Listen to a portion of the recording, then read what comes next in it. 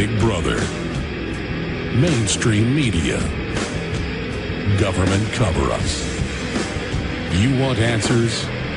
Well, so does he.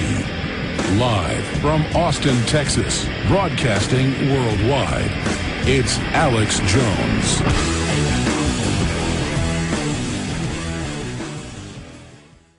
All right, Webster Tarpley is our guest. We're talking about Egypt. We're going to open the phones up at the bottom of the hour for your questions or comments to myself or Webster. We've got some major U.S. news on health care reform with a lot of states and courts battling it. That is all coming up. But Webster Griffin Tarpley, who's a great analyst who joins us routinely, is a doctor of history. He's also an economist and an author.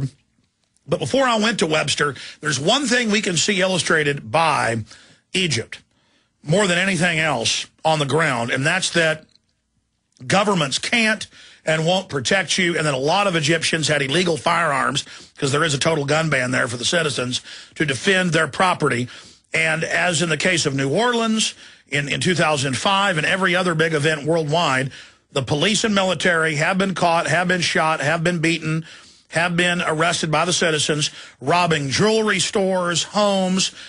Anytime there's a crisis, government is going to come and try to rob you, because government basically in the modern age has been set up to rob us. And so the type of agents they recruit are going to do this during a period of anarchy. Now, last week I reserved judgment on Wednesday, Thursday, Friday. I said the people are hungry. There is a real anger in the Middle East, but also in North Africa. Not just in Egypt, but Saudi Arabia, Tunisia, and Yemen, Jordan. The people see the corruption, but the globalists know that this is coming to a head. And so they may want to trigger this now to try to put in their own people instead of groups that actually represent the democratic wishes of the people in these regions. But I said, I've got to hold back. This may be organic. But then over the weekend, the State Department admitted, many others admitted that, yes, the West was funding the former head of the Atomic Energy Agency, Mohammed El-Baradei, that the Muslim Brotherhood is trying to overthrow the other globalist allies, Saudi Arabia, of course, places like Jordan, Yemen. And Webster Tarpley, my first question for you, and then I want to give you the floor on these issues to give us the full spectrum analysis. And you've been proven right again, because they now admit they've been financing this whole thing while giving tacit support to their old, tired dictator who wasn't following their every order on Malthusian, forced abortion, and things like that. But is it not the IMF and World Bank in the last 14 months ordering Egypt and other Middle Eastern countries and North African countries to cut the food allotment under austerity with 50% or more of the population on $2 a day, getting this emergency food allotment? The globalists put in the ingredients and created a political atmosphere that they knew would be a powder keg. Then they send in their color revolution, Soros-trained, endorsed by Brzezinski, yesterday on ABC News with Christina Amanpour, another globalist hack. Right at the key point where they create the ingredients and the atmosphere, they then throw the match into the powder keg, and it appears they're beginning to fail. So, Webster, what is the great game? Why are they doing this? Well, it is a CIA color revolution with plenty of backup from MI6, and it's a people power coup attempted, but I think now failing and ebbing. Now, the economic background that you correctly point to is that there is large unemployment in Egypt. There's a rising price of fuel, but this is determined by speculators in London, the International Commodity Exchange, ICE. And, of course, there's a rising price of wheat, but that's also speculators at the New York COMEX. In other words, the depression is not caused by Mubarak or any of these other people. The depression comes to you direct from Wall Street. The attempt, obviously, of the Wall Street City of London finance oligarchs is to deflect anger about these situations towards local governments, which are always easier for people to fight because of, their limited understanding of how this stuff works. Now, Mubarak also, of course, has this repressive side to him, right? He's been in power for 30 years. He's been ruling under a state of emergency. The state of emergency, however, began when Anglo-American intelligence assassinated Sadat with the help of this Muslim Brotherhood. Remember, Ayman Zawahiri, the number two to Bin Laden, in his previous existence was an Egypt activist, right? He's from Egypt, and he was part of the attempt to kill. Actually did kill Sadat, and then he was able to flee to London and was able to continue his career. So this is the basic thing is it's a destabilization. There are real issues around it, but destabilization. One of the interviews, I'm fortunate here, I can get the Al Jazeera Putsch Vision in English, right? And they have been mercilessly hyping the overthrow of Mubarak on this British intelligence line. So they had a guy on there who said, I'm going to go out and demonstrate. I don't care about Mubarak one way or another. I want higher wages. The minimum wage in Egypt is way too low. It needs to be immediately hiked up.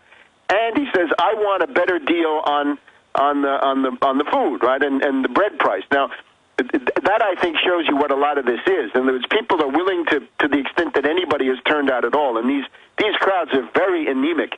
The people who are doing it, some of them are there simply because they hope to get a little bit better deal. They're not there for hope, change, singing tomorrows, and El Bara Day. I think very, very few people care about this. The main thing I would say that people have to understand is, despite the hype in the U.S. television, this thing is ebbing away. It's failing. The goal of the U.S. and the British was obviously to force a panic on Friday, right? Friday being Friday prayers, right? The holiday in Egypt and much of the Muslim world, of course. It's the equivalent of Sunday in European or North American countries. So they were trying to get to stampede the collapse of the regime on Friday, and they have failed. And if you look then at the number of people they're able to turn out, this has nothing. It's not on the scale of Kiev in 2004. They're way weaker than Kiev, and they have other problems. But just in terms of the numbers, I think you can see it. It starts with 15,000 on the 25th of January, according to various things that I found on the internet. On Friday, that was the day of rage. That was when you had tens of thousands, they claimed. By the Saturday the 29th, they had, I think, 50,000 in this central square of Cairo, this Tahrir, and that seems to have been their high point. By the 30th, it's down to 5,000 at Tahrir. On January 31st, today, even Al Jazeera admitted that at 6 o'clock this morning, there were 200 people in Tahrir Square. Now, that's pathetic. In Kiev, in 2004, they had 20,000 young nihilists who were willing to stay out overnight in tents, right, with plenty of drugs and plenty of money. Well, Webster, I get the point that you're saying you believe it's failing, and Al Jazeera did hype that Mubarak had fled the country last Thursday, right. Friday, Saturday. Even after he was on television, clearly there, they ran with the disinformation that he had fled. But on a larger issue, why do the globalists, and who are the main players here, why do the globalists want to do this to Egypt that has been extremely pliant with them? Let me just add one last thing just for the irony of it, right? Today, Al Jazeera claims 250,000 in this Tahrir Square, and the Egyptian state television then switched to a continuous feed of Tahrir Square showing, 10,000 if they're very, very lucky, maybe more like 5,000. Now, the why of it. The why is that you have these entrenched dictators in the Arab world, right? You have Bouteflika in Algeria, and some of them are more harsh, less harsh. You have Gaddafi in Libya, you have Mubarak in Egypt, but you've also got the Jordanian monarchy. You've got the Saudi Arabian royal family, and of course there's the Assad dynasty in Syria. These are all entrenched, right? Gaddafi's been there for 40 years. Mubarak's been there for 30 years. The Assad dynasty for 30 years. The Saudis have been there basically, since the 1920s. So they're entrenched. They don't follow orders to the degree that a new, unstable parliamentary regime would have to do it. The U.S. is in a desperate situation. They need kamikaze puppets. If you go to Mubarak and say, we want you to become a kamikaze puppet, he'll simply say, no, I won't do it. So what they need is El-Baradei, he's an agent of the International Crisis Group that I was already denouncing on my website earlier in the week, and also on my Twitter feed that people should tune into, Webster G. Tarpley, if you want to keep up from minute to minute. They want countries above all they can use internationally. What do they want to do? The whole idea of the U.S. in the Middle East is to create an Arab-Sunni front against Iran, its allies, and the Shiite populations in general. It's the obvious way they do it, right? They use war of religion, clash of civilizations, Arab Sunnis against Persian, Iranian, Shiites, and others, right, including Hezbollah and other, Hamas and other people that tend to go with Iran. You got to have Egypt for that, right? Egypt is 80 million people. This is the big population center of the entire Arab world. You've got to have them in some kind of a militant mode. And with Mubarak, no, Mubarak wants stability. He wants Mubarak. He wants the Mubarak dynasty. He wants his son Gamal to be his successor.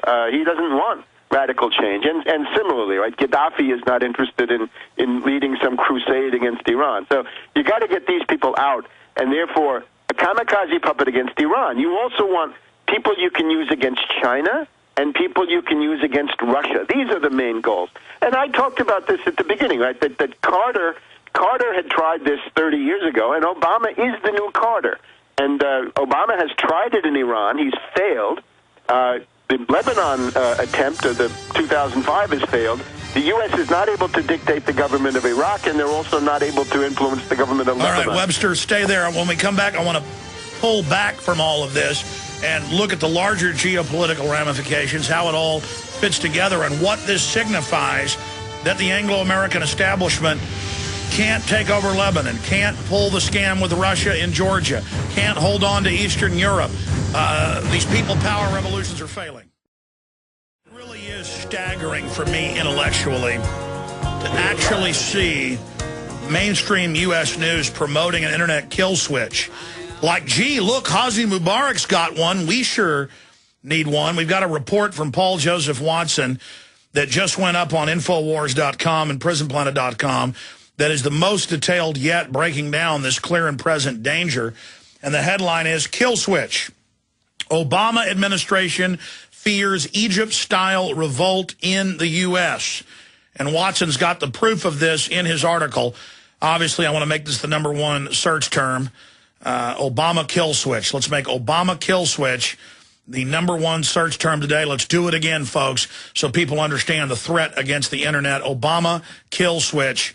The headline is, Kill Switch. Obama administration fears Egypt-style revolt in U.S. We've got to get attention on the Obama kill switch now. A lot of conservatives are upset by this. But remember, a Republican front man's going to have this as well soon. And they're putting the cybersecurity grid in place. Webster, I wanted to get into that with you, but we'll cover that in a moment. Finishing up with why they've done this. It is a bold move. It does smack of desperation. Where does Israel stand? Because they've been praising Mubarak, and Haratz and others are saying Obama will go down as the president who lost Egypt.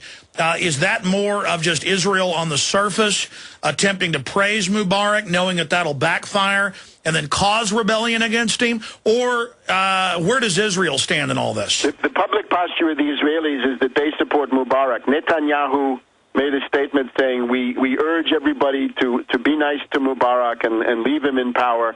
And it's obvious at that level what they're responding to, right? If you have chaos in Egypt, suppose the government, the whole regime, which was founded by Nasser in 1952, that goes down and you have chaos, right, and you've had a taste of it, then who is there? There's the army, and then there's the Muslim Brotherhood. I would stress, the Muslim Brotherhood is a British intelligence creation from 1926. That's admitted. And by the way, the Muslim Brotherhood is in the Associated Press saying, we're going to bring down Saudi Arabia, we're going to bring down Jordan, and that was my next issue here. But finish up there, Webster. It's just, this is such a powder keg. Why? What do you think the Saudi Arabians and others are doing, realizing that the globalists are trying to bring them down?